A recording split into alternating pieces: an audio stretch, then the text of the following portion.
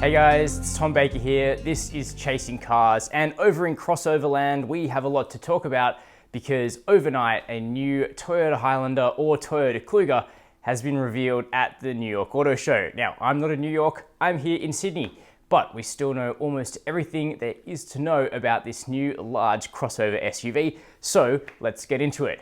But before we do, let's clear up this stuff around this vehicle's name, because this car is the Toyota Highlander. However, in Japan and Australia, it's called the Toyota Kluger.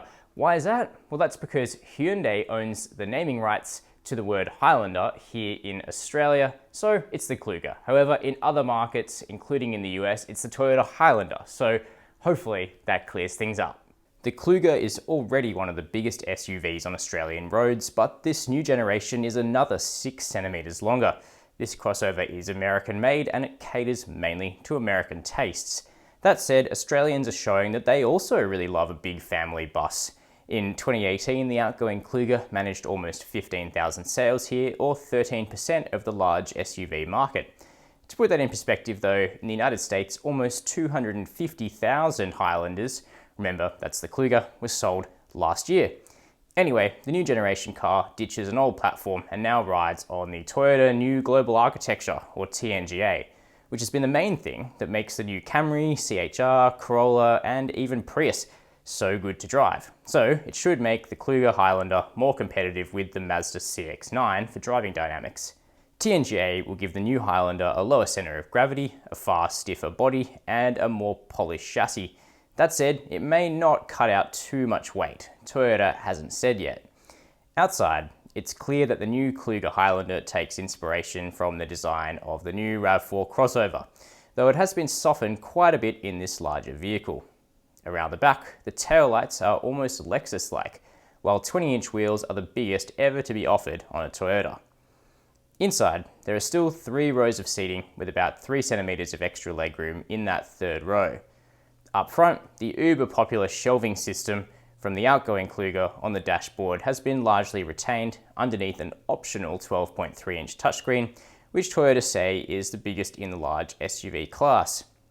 The dash and steering wheel are all more modern, while we hope material quality takes a step up from the current car. Toyota say they took their inspiration from luxury crafted interiors and promise more soft padding around this cabin. Hopefully, Apple CarPlay and Android Auto will come to Australia. They are standard in the US car, as is factory Waze integration. The only reason we have doubts is that the new Corolla has CarPlay in the US. That never came to Australia, and Toyota didn't seem to be too concerned about that. This new screen also offers the ability to split content 60/40, and there's a JBL stereo for top-end cars. Under the bonnet, things are largely carryover from the current generation. The standard engine in Australia will be a 3.5 litre direct injected V6 petrol with natural aspiration, producing 220 kilowatts of power. That's 295 horsepower and 357 newton meters of torque, which is 263 pound-feet.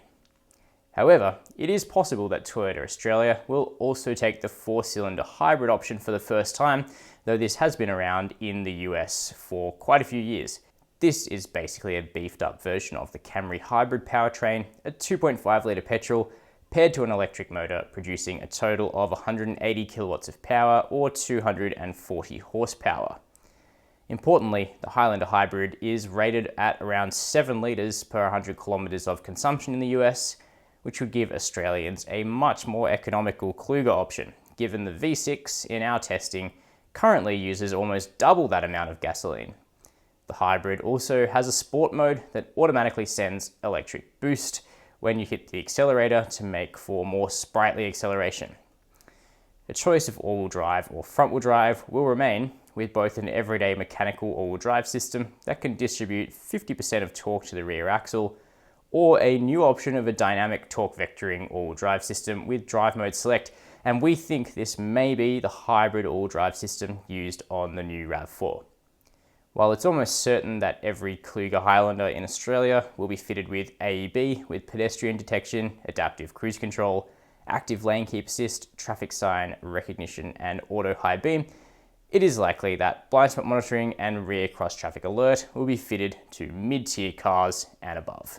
Here in Australia, competition will be tough for the new Kluger, with the Mazda CX-9 currently dominating this space, both in terms of driving dynamics and interior quality. However, other options, including the Kia Sorento, which is quite a bit smaller than these cars, continue to be very popular here, while other people opt for even smaller, medium three-row SUVs like the Skoda Kodiaq. However, sales of the current Kluger do indicate that there is a market for this larger crossover down under.